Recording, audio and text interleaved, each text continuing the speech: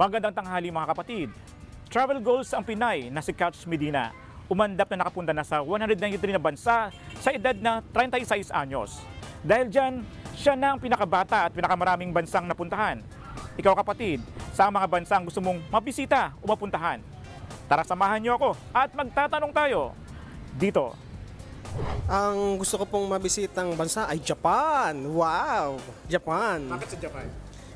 Gusto ko po kasing ma-experience ang bulaklak, yung nag-iibang kulay, tsaka yung kanilang panahon doon, yung kanilang klima, yung culture ng Japan. Ang babait, magagalang ang mga Hapon. Sa France. Sa France po, sir. Bakit sa France? Dahil yun po yung sikat na bansa for love. Kasi yun ang gusto ko sanang makahanap na makakatagpo. I would love to go to Switzerland.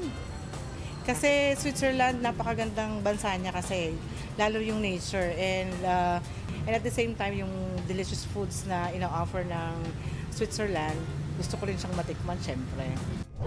Gusto ko pong bisitahin ang Japan. Bakit Japan?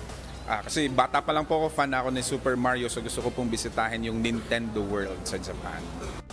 Ako inyong hari ng bayan, ang tunay at nag-iisang pantanggal umay sa pananghalian.